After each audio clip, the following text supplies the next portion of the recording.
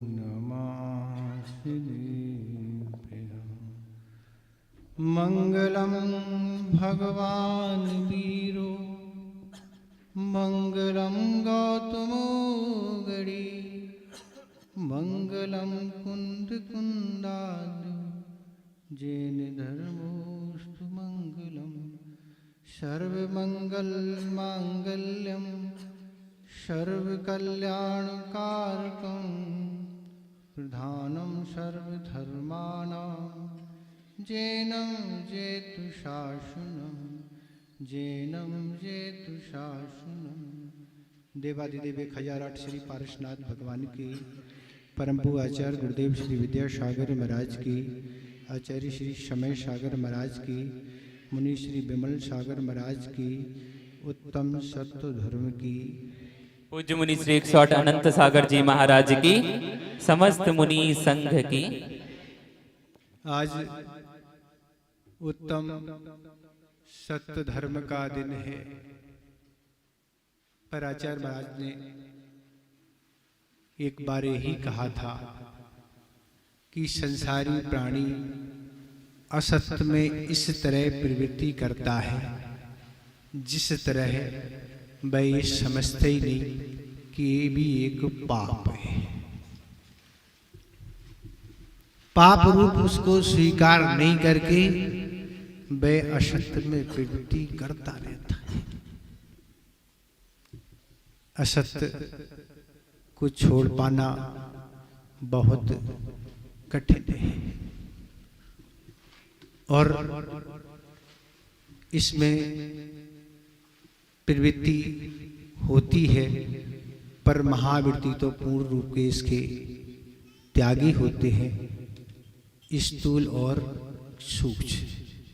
पर अनुवृत्ति सूक्ष्म का त्यागी नहीं होके स्थूल रूप से इसका पालन करता है। पर इन दोनों से रहित जो भी संसार में प्राणी रहते हैं उनकी प्रवृत्ति के बारे में तो कुछ कहा ही नहीं जा सकता। शायद वो समझते होंगे कि हमने तो कोई व्रत लिए ही नहीं महाराज कि हम सत्य बोलेंगे, इसलिए हम तो पाप से बच ही जाते हैं, हमें तो उसका पाप लगते ही नहीं। तो इस तरह आप विचार ना करें कि हमने कोई नियम नहीं लिया है और हम असत्य बोलते रहेंगे तो हमें पाप नहीं लगेगा। व्रत नहीं लिए तो भी दोष लगता है।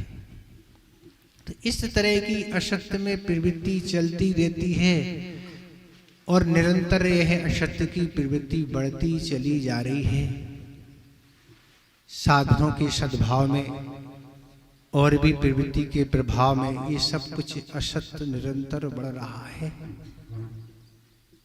पूर्ण रूप से तो तीर्थंकर भगवान जब तक उन्हें केवल ज्ञान की प्राप्ति नहीं होती, जैसे ही वे दीक्षित होते हैं और दीक्षा धारण करते ही समय मौन धारण कर लेते हैं। क्या कर लेते हैं? मौन धारण कर लेते हैं। जो भी तीर्थंकर 24 हुए हैं, जैसे ही वह दीक्षा ग्रहण करते हैं क्या कर लेते हैं? मौन ले लेते हैं महाराज। यहाँ तो 1 मिनट का भी मौन लेना महाराज कठिन है महाराज, बहुत कठिन है। कठिन भली हो पर मौन भी एक तप है। क्या है? तप है। इसको तप की कोटि में आचार्य ने रखा है। तो तीर्थंकर भगवान मौन क्यों ले लेते हैं? इसलिए मौन ले लेते हैं कि अभी हमें केवल ज्ञान की प्राप्ति नहीं हुई और हमसे किसी बात को अगर पूछा जाए और अभी हम छद्मस्त हैं, किसी बात को किसी रूप में हमने अगर कह दिया और असत्य हो गया तो हमें दोष लग जाएगा। 12वें गुणस्थान तक असत्य का उपयोग हो सकता है, भली अगले अगले गुणस्थान तक सूक्ष्मता होती चली जाएगी, पर ये स्थिति प्रणति है। इसलिए तीर्थंकर भगवान कहते हैं जब तक हमें केवल ज्ञान की प्राप्ति नहीं होगी तब तक हम कुछ बोलेंगे नहीं। महावीर स्वामी जितने समय तक छद्मस्त रहे, दीक्षा लेने के बाद और केवल ज्ञान के पहले वह पूर्ण रूप से मौन रहे। उन जैसी योग्यता के 3 ज्ञान का लेके वह आते ही हैं, पर जैसे ही वह दीक्षा लेते हैं उन्हें अवधि मन ज्ञान की प्राप्ति और होती है और केवल ज्ञान को छोड़ के 63 विद्याएं उनको प्राप्त हो जाती हैं, फिर भी नहीं बोलती। तो इस तरह असत्य का उपयोग हो सकता है, पर संसारी प्राणी तो महाराज रात दिन चल रहा है महाराज। इसलिए आचार्य महाराज ने एक बात कही थी कि आज सत्य तो त्योहार जैसा दिखाई देता है। त्योहार कब आता है? 2-3 महीने में एक आध बार त्योहार आता है। पूर्व समय में तो त्योहार पर ही पकवान मिठाइयाँ बनती हैं। आज तो महाराज रोज ही त्योहार है। जब त्योहार मना लो, कहीं से भी ले आओ खरीद के, सब कुछ मिलने लगा आज। पर पहले जमाने में ये सब पद्धतियाँ नहीं थी। तो इसलिए आचार्य महाराज ने कहा था कि इस सत्य तो अब त्योहार जैसा दिखाई देने लगा। कभी कभार सत्य बोल लिया तो ठीक है, नहीं तो अब असत्य बोलने वाला एक इंस्ट्रूमेंट आ गया है, सुनते हैं ना, उस पे लोग बोलते ही रहते हैं। क्या बोलते हैं? कहाँ बैठे हैं और कहाँ का बता रहे हैं। कहीं का भी बता दो महाराज, कोई पकड़ लगा ही नहीं सकता कि हम कहाँ बैठे। लैंडलाइन में तो ये व्यवस्था नहीं थी, पर मोबाइल के ज़माने में तो ये व्यवस्था है, कहीं बैठे और कहीं बता रहे हैं। तो इस तरह हम निरंतर उस पाप की शरण में जाते हुए भी हम ये नहीं सोच रहे कि ये भी एक पाप है। वो पाप का बंद होने में किन दुर्गतियों में जाना पड़ता है, किस तरह के कष्ट हमें उठाना पड़ते हैं, ये तो बहुत स्थिति भयानक होती है। इसलिए इस तरह आप त्योहार की शरण में नहीं जाके उस सत्य को धर्म स्वीकार करो, तब जाके कुछ हमारे जीवन का कुछ काम होगा, तब हम दुर्गति से जाके बचेंगे। अन्यथा तो दुर्गति होनी है। ये प्रवृत्तियां निरंतर चलती हैं। तो आचार्य महाराज तो यही कहते हैं कि क्रम से इस पर विजय प्राप्त करें। पहले तो ये देखें कि सत्य का ज्यादा से ज्यादा हमारे जीवन में पालन हो। किस विधि से हम उसको असत्य को छोड़ते हुए सत्य को ग्रहण कर सकते हैं, इस विधि से अपने जीवन को यापन करें तो हमारा जीवन अच्छा बन जाएगा। और हम असत्य की ही शरण लेते रहेंगे तो कभी उद्धार न तो किसी का हुआ है और न कभी होने वाला है। असत्य बोलने से क्या दशाएं होती हैं, जीव कैसी दुर्गति के पात्र होते हैं, उसके लिए एक कथानक आपके समक्ष आ रहा है कि राजा के यहाँ पुत्र की उत्पत्ति हुई और वह धीरे धीरे पुत्र बड़ा हो गया। राजा ने सोचा हमारे साथ रहने में तो ये कुछ ज्ञान प्राप्त नहीं कर पाएगा, इसको किसी विद्वान के पास भेज दिया जाए। राजा और रानी की सहमति से अपने पुत्र को एक विद्वान के पास भेज दिया गया। और विद्वान का भी एक पुत्र था, एक और कन्या से आ गया। तीनों को वह विद्वान पढ़ाते थे और इस तरह पढ़ाते पढ़ाते काफी योग्य वह बन चुके थे। पर वह विद्वान महोदय एक बार कहीं उपस्थित थे पढ़ाने में, वहीं एक रिद्धिधारी मुनिराज का उन्हें दर्शन लाभ हुआ।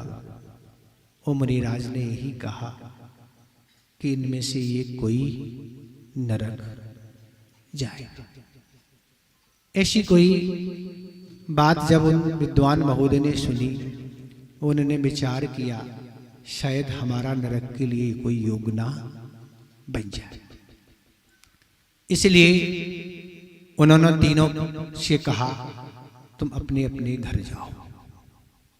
और वह निकल गए कहीं। पुत्र जैसे ही उनका घर पहुंचा और माता ने पूछा, पिताजी कहाँ गए? पिताजी ने हमें घर भेज दिया, वह आ रहे होंगे। काफी देर तक इंतजार किया, पिता घर नहीं पहुंचे। माता काफी चिंतित थी। माता ने कहा, देखो अभी तक नहीं आए पिता। जब पुत्र खोजते खोजते पहुंचा तो देखा हमारे पिता अब पिता नहीं रहे। अब वह दिगंबर दीक्षा धारण उन्होंने कर ली और दिगंबर के रूप में वह बैठे। इस तरह से आगे पुत्र ने माता से कहा, माता पिताजी तो मुनि अवस्था को प्राप्त हो गए। माता काफी को संकलित हुआ। माता को समझाया बुझाया कि अब संकलेश करने से कोई बात नहीं, अब पिता वापस तो आने वाले हैं नहीं। जिस रूप को उन्होंने धारण कर लिया, जिस स्वरूप को धारण कर लिया, वे तो अपने कल्याण के लिए है। इस तरह उनका जीवन अच्छे से व्यतीत होने लगा। कुछ दिन के बाद राजा ने भी सुना कि ऐसे ऐसे वह एक दिगंबर दीक्षा को धारण कर लिया। तो राजा को भी लगा कि हमें भी अपना कल्याण करना चाहिए। तो राजा ने भी मुनि दीक्षा को अंगीकार कर लिया। दोनों मुनि बन गए। राजा ने अपने पुत्र को राज देकर उस पर प्रतिष्ठित कर दिया। क्योंकि पुत्र राजा बनने के उपरांत प्रजा का अच्छी तरह से पालन करता था और सत्य ही हमेशा बोलता था। न्याय नीति से सारे कार्य करते थे और वह ऐसे सिंहासन, स्फटिक के सिंहासन पर वह बैठता था। न्यायप्रियता पूरी थी। लोगों में यह चर्चा थी कि बहुत कुशल राजा है, सारा कार्य अच्छे से करता था। पर एक दिन की बात है, जो 3 शिष्य थे, दोनों शिष्य में एक तो अभी राजा बन गया तीनों में, अब 2 शिष्य में ये वार्तालाप शुरू ही कि इस तरह यज्ञ करने की सामग्री के विषय के लिए की चर्चा थी कि इस तरह यज्ञ किससे करना चाहिए। तब यह चर्चा के उपरांत ही बात लगी कि गुरु महाराज ने कहा था कि इस तरह पशुओं के द्वारा ही यज्ञ करना चाहिए। पर दूसरा कहता नहीं, गुरु महाराज ने ऐसा नहीं कहा था। गुरु महाराज ने तो इस तरह की सामग्री का निषेध नहीं करके यज्ञ की सामग्री किससे होनी चाहिए, तो यज्ञ की सामग्री शुद्ध वस्तु से ही होना चाहिए। ये दोनों में काफी देर तक चर्चा होती रही। किसी तरह का कोई समाधान प्राप्त नहीं हुआ।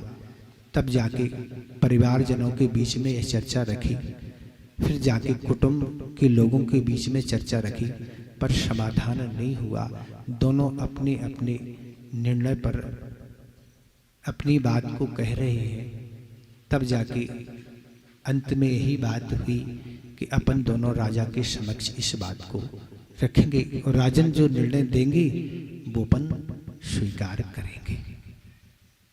और इस तरह पुत्र वह जो था, जिसके पिता मुनि बन गए थे, वह अपने घर आया और बड़ा चिंतित था। तो इस बात को लेकर कि अब हम क्या होगा, हमने बात तो कह दी है, पर अगर गलत हुई तो वो कुछ गड़बड़ हो सकता है। माता ने पूछा, आज इस तरह की स्थिति तुम्हारी क्यों दिख रही है? मन में तुम्हारी, तन में तुम्हारी मलिनता आज दिख रही है, क्यों ऐसा है? तब उसने सारी बात माँ को बता दी। माँ कहती कोई चिंता की बात नहीं।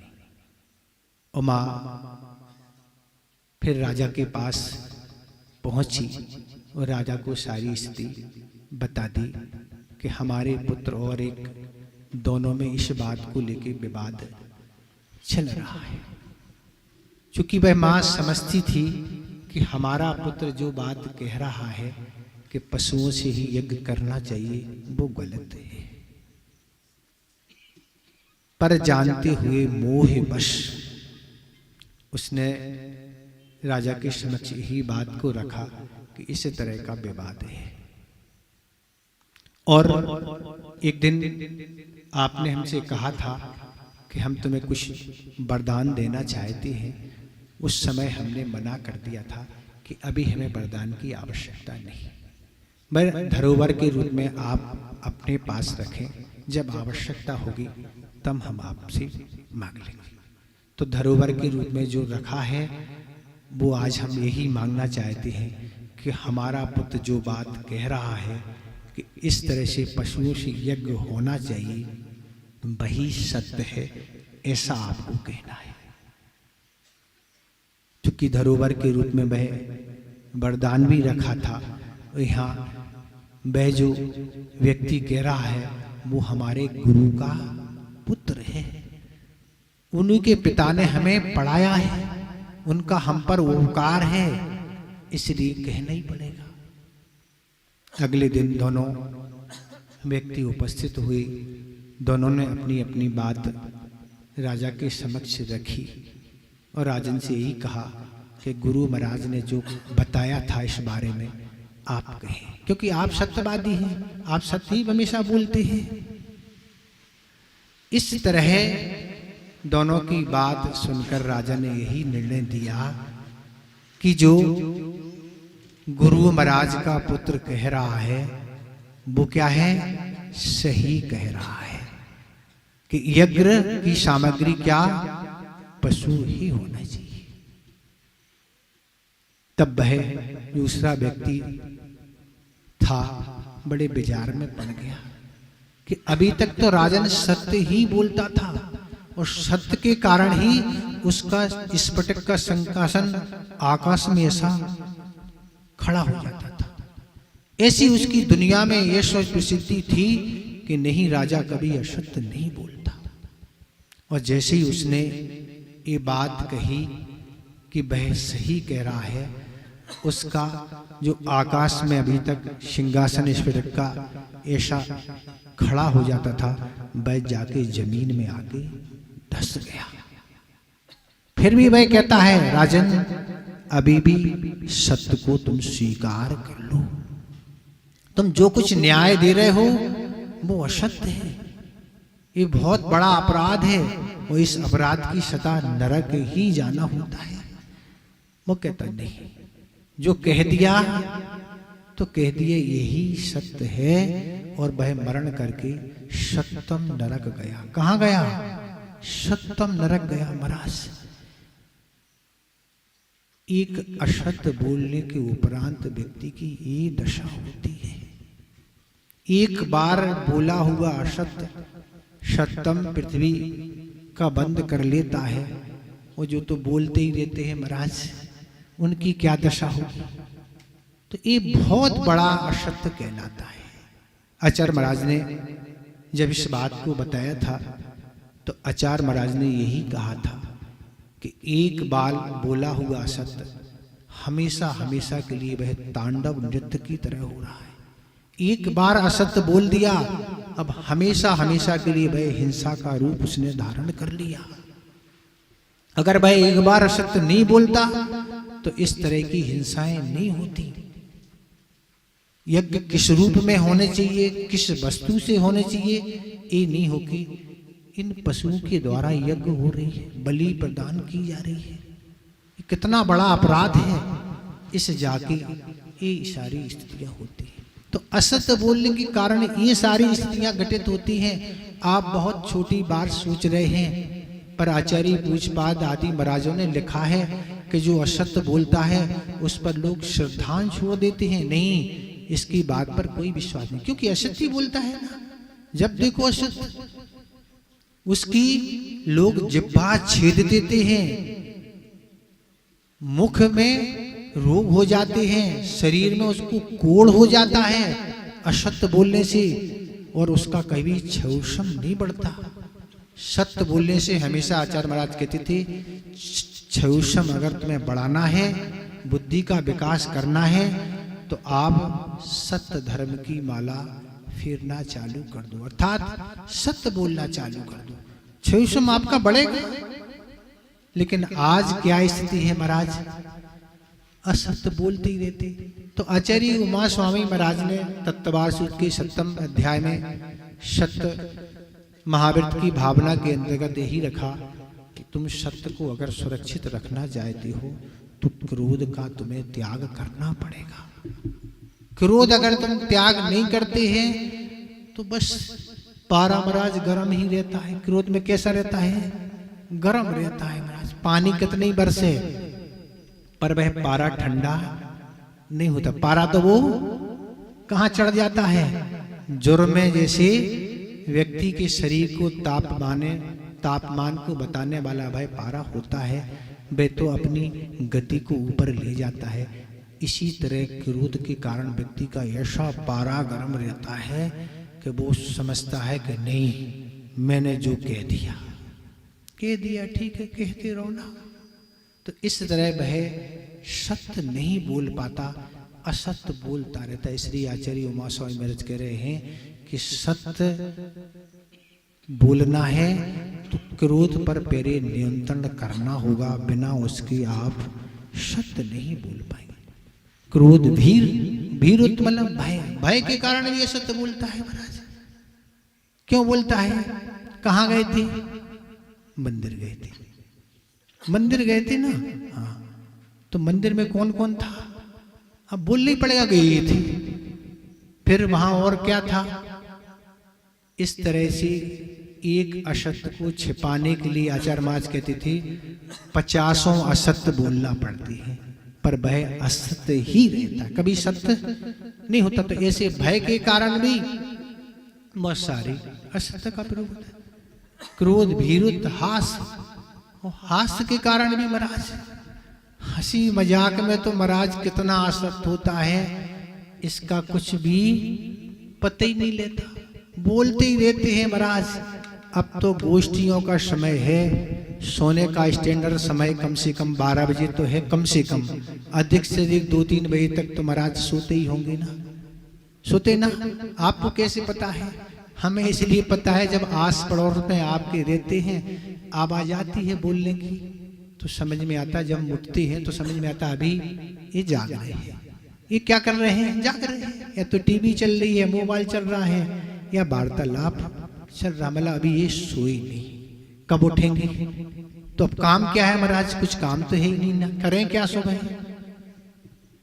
ये धारणाएं गलत होती चली जा रही है। पूर्व पर्याय में जो पुण्य किया था उस फल के स्वरूप हमें यहाँ सब कुछ अच्छा मिला है, उसको भोग रहे हैं। पर आगामी पर्याय के लिए अगर हमने कुछ पुण्य का संचय नहीं किया तो निश्चित दुर्गति ही होगी, और कुछ मिलने वाला नहीं है। पुण्य का जिसने संचय नहीं किया, पाप का संचय किया, उसको क्या फल? यही फल मिलना है। तो इस तरह की स्थितियां घटित होती हैं, क्रोध, भीर, हास्य। तो इस तरह से हंसी के कारण का है 1 अप्रैल होता है ना, एक 1 अप्रैल आता ना। अब आता कि नहीं इन्हें पता, घर में थे तब 1 अप्रैल मनाया जाता था। और 1 अप्रैल में लोगों को बेवकूफ बनाया जाता था। क्या बनाया जाता? उसको सूचित किया जाता था, आज तुम्हारे पुत्र का एक्सीडेंट हो गया, आज तुम्हारे मित्र का मरण हो गया, आज ये हो गया। उसको याद नहीं कि आज 1 अप्रैल है, अगर तो मान के वह बड़ा चिंतित होता था, अरे इस तरह की घटना घट गई, ये हो गया। तो इस तरह बेवकूफ बनाना ये भी एक असत्य है, इससे भी हिंसा का ही दोष लगता है। और पर को जिनसे पीड़ा होती है वो सब असत्य की कोटि में है। इस तरह महाराज ने कल कहा था, काने से काने कहो, चाहे अंधे से अंधे कहो, कुछ भी कहो, सत्य बोलना भी असत्य की कोटि में है। ये आप नहीं समझो, जिससे पीड़ा होती है किसी को, वह सत्य होते भी असत्य है। कोई भी पीड़ा किसी तरह हो रही है, चोर को चोर कहना, पापी को पापी कहना, ये किसी तरह की बात नहीं कह सकते। महाराज हम तो हंसी में कह रहे थे, पर कर्म सिद्धांत में कोई हंसी मजाक में माफ की गुंजाइश नहीं रहती है। हम हंसी में कह रहे थे तो महाराज हम कर्म बंद से बच जाएंगे, ये नहीं। तो इस तरह की अपनी प्रवृत्ति को सुधारना होगा तो काम बनेगा। वो प्रवृत्ति नहीं सुधारते हैं, हम असत्य को असत्य नहीं समझ रहे हैं, तो हम पाप से बच जाएंगे। ये बचने की कोई बात नहीं। तो इस तरह से अगर आचार्य ने लिखा है, जिस तरह व्यक्ति असत्य बोलता है तो जैसे अग्नि के द्वारा कितना बड़ा घोर जंगल हो, वह अग्नि के द्वारा नष्ट हो जाता है। इसी तरह असत्य बोलने से व्यक्ति का यश का नाश हो जाता है। जो अभी तक यश फैलाता सब नाश हो जाता है। ये सारी स्थिति होती है। पर सत्य बोलने से महाराज क्या उपलब्धि होती है, उसकी भी एक कथा छोटी सी हम आपको सुना के संक्षेप से अपनी बात को पूरा करेंगे। कि एक चोर था और वह घूम रहा था, पर जाते जाते उसको एक मुनिराज का दर्शन हुआ। और मुनिराज का दर्शन देख के उसको लगा ये बहुत कुछ अच्छे साधक लग रहे, क्योंकि मुनिराज उस समय ध्यान में बैठे हुए थे। और उसका मन में भाव आया कि 1 मिनट यहाँ इनके पास रुक लेते हैं, शायद कुछ उपलब्धि हो जाए। और बाकी जाके वह मुनिराज के समक्ष बैठ गया और बैठा रहा। महाराज ध्यान में बैठे थे। महाराज का जैसे ध्यान पूर्ण हुआ और महाराज ने पूछा, तुम कौन हो? उसने तो नमोस्तु किया, धर्मस्तु, ऐसा आशीर्वाद मुनिराज ने दिया। उसने कहा, आप कौन है? वो कहता, मैं चोर हूं। अच्छा, तो महाराज धर्म का स्वरूप क्या है? महाराज ने स्वरूप बता दिया, चोर है। तब महाराज ने कहा, ठीक है, चोर हूं, तो अब तुम असत्य बोलना, क्या असत्य नहीं बोलेंगे? इस तरह के असत्य का आज तुम त्याग कर दो, और कुछ नहीं। अब वह चोरी का तो कार्य था ही, प्रतिदिन चोरी करने जाता था। अगले दिन राजमहल में चला गया। अनेक पहरेदार उस महल में लगे हुए थे। जैसे उसने प्रवेश किया, पूछा, कौन हो तुम? वो कहता, चोर हूं। दरबारी सोचते हैं कोई ना कोई हंसी मजाक कर रहा होगा, राजे का कोई संबंधी होगा। फिर अगली जगह फिर पहुंचा, अनेक पहरेदार लगे थे। वो कहता, चोर हूं। बस सभी को ये लगा और वह सारी जो भी सामग्री राजमहल में रखी थी सारी चुरा के लेके वापस आ रहा था। आते आते फिर वही पहरेदार मिले। एक महाल कहाँ ले जा रहे हो? कौन हो तुम? चोर हैं। चोरी करके ले जा रहे हो क्या? तब लोगों को यही लगा कि हंसी मजाक कर रहा, राजा ने कोई पारितोषिक उपहार दिए होंगे, भेंट में तो ये लेके जा रहा। पहरेदारों ने कोई ज्यादा विकल्प नहीं किया और वह चोरी करके वापस आ गया। कुछ देर बाद राजमहल में इस बात की चर्चा हो गई कि कोई चोर आया था और सारी सामग्री चोर कर लेके ले गया। और आखिर पता लगा के उस चोर को पकड़ लिया और राजा के समक्ष उसको उपस्थित किया। ये राजन, यही चोरी है, इसने चोरी की है। उसने कह दिया, तुमने चोरी की? हाँ, चोरी की है। सही है राजा, मैं सत्य बोल रहा हूँ, मैंने व्रत लिया है। राजन कहता, इसको माफ ले जाओ, जो तुमने चुराया था। अच्छा, जब इस धर्म के फलस्वरूप, इस पाप के फलस्वरूप मैंने केवल एक व्रत का ही पालन किया, केवल क्या, झूठ नहीं बोलूंगा, उसके फलस्वरूप ये सब कुछ मिल गया। पर अगर हम बहुत ज्यादा व्रतों को अंगीकार कर लेंगे, सब कुछ त्याग कर देंगे, तो क्या मिलेगा? इस तरह उसने सब कुछ त्याग करके दिगंबर दीक्षा को धारण कर लिया। ये है सत्य बोलने का परिणाम। आपको चाहिए हो तो ले लें। क्या चाहिए है? असत्य बोलने का परिणाम, साथ में नरक जाना पड़ा। और सत्य बोलने का परिणाम, अगर चौथे काल की घटना है और कर्म सब कुछ अच्छे रहे होंगे और छपक श्रेणी वो चढ़ गए होंगे, तो उसी भाव से उस चोर को भी मुक्ति हो गई होगी। और अगर काल आदि और भगवत्ता नहीं रही होगी तो स्वर्ग तो गए ही होंगे। तो इस तरह की स्थितियाँ होती हैं। एज यू लाइक, जो आपको पसंद हो, सारी बातें हमने आपके समक्ष रखी। अपने जीवन को सतता से जोड़ें, प्रयास करने से सारी चीज़ें उपलब्ध होती हैं। ऐसा मत सोचें कि महाराज कैसे बोल पाएंगे। आप प्रयास तो करें, कैसे नहीं बोल पाएंगे। धीरे धीरे आप उस क्षमता को बढ़ाइए, इन प्रसंगों को अपने माइंड में फिट करिए, तो आपका जीवन अच्छा हो जाएगा। अहिंसा परमो धर्म की। पूज्य मुनि श्री 108 अनंत सागर जी महाराज की।